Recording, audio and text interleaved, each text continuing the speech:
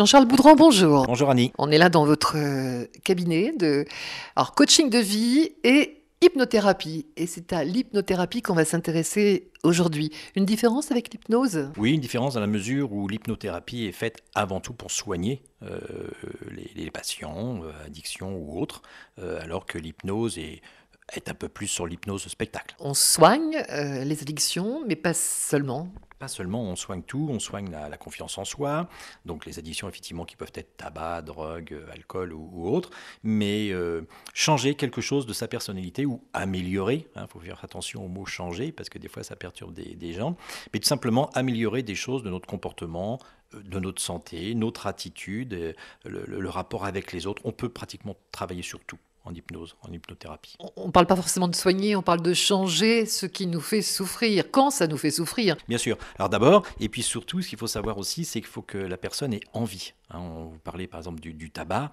Il faut qu'une personne ait vraiment envie d'arrêter pour X raisons, quelle qu'elle soit, mais qui ait ce désir, cette envie. Parce qu'effectivement, c'est une sorte d'accompagnement très riche, puisqu'on va dans l'inconscient de la personne. Donc, en fin de compte, et d'ailleurs, petite parenthèse, l'hypnose existe aussi en auto-hypnose. C'est-à-dire qu'après une formation, on peut apprendre à s'hypnotiser soi-même pour se soigner et aller mieux. Donc voilà, c'est un accompagnement qui fonctionne très très bien. Les résultats en moyenne sont très courts, très brefs, un peu magiques. Des fois, on entend des patients nous dire c'est magique, ça fait X années que je voulais arrêter de fumer, et là, en une séance, bon, voilà. Donc effectivement, il y a des gens qui sont plus ou moins sensibles à ça, mais on peut aborder tous les sujets. Mais c'est notre rôle aussi à la prise de rendez-vous de guider les personnes. On peut pas, qu'est-ce que l'on peut faire, ou surtout ce qu'attendent les gens. C'est ça qui est important. Voilà. Comment se passe une séance? Alors une séance en moyenne dure 1 heure et demie. En moyenne. Dans un premier temps, on a un entretien pour déterminer un petit peu la force des émotions de la personne, parce qu'on va beaucoup travailler là-dessus. Le pourquoi, si je reprends l'exemple par exemple du tabac, on va poser les questions. Comment vous êtes venu au tabac?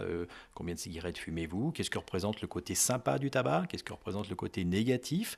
On va monter donc une sorte de petit scénario qui va permettre après de rentrer donc dans cette séance d'hypnose. Après ce moment-là, eh bien, il y aura une grosse relaxation qu'on appelle la transe. C'est un mot fort, mais qui va permettre aux gens de se détendre. Voilà.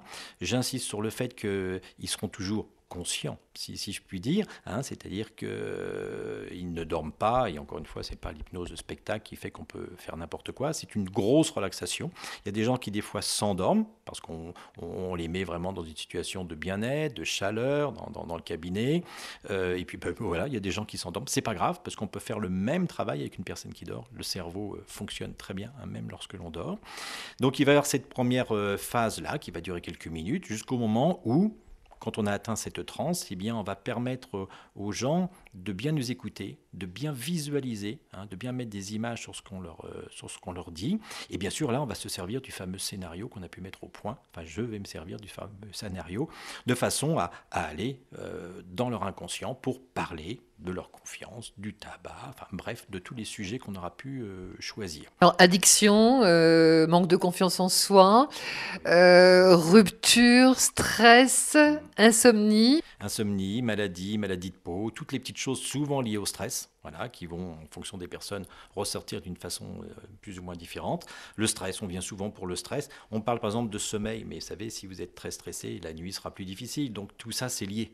Donc souvent, en soignant le stress tout court, les gens disent « Ah, comme par hasard, je dors mieux, ou j'ai moins d'éruptions de boutons ou de plaques, d'eczéma. » Donc voilà, on peut tout soigner avec des fois même des verrues. Par exemple, dernièrement, une personne qui est venue pour me dire « Voilà, j'ai fait tous les traitements, j'ai régulièrement des verrues, ça me gêne, je déteste ça. » On a réussi à travailler là-dessus. Pas tout en même temps, j'imagine. On ne vient pas régler en 1 heure et demie tous ces problèmes. Alors non, on va mettre un ordre chronologique. Par exemple, tout ce qui peut être lié au stress, si vous parlez de différents facteurs, et on sait que c'est le stress, on va travailler sur 1 ou 2 séances que sur le stress. Voilà. Et après, on attend de voir un petit peu que, comme le stress va mieux, il y a beaucoup moins, mais qu'est-ce que le corps ressort. Voilà. Et généralement, tout s'en va d'un seul coup après. Et puis après, s'il y a d'autres maladies plus importantes, d'eczéma, je pense que c'est souvent des choses que l'on voit. On va travailler par contre que sur l'eczéma. Et on verra bien après s'il faut refaire une séance sur le stress, quoi que ce soit. C'est du cas par cas en réalité. Il n'y a pas une méthode arrêtée. Même dans le discours que l'on va avoir avec le patient, c'est du cas par cas. Merci Jean-Charles. Merci Annie, à bientôt.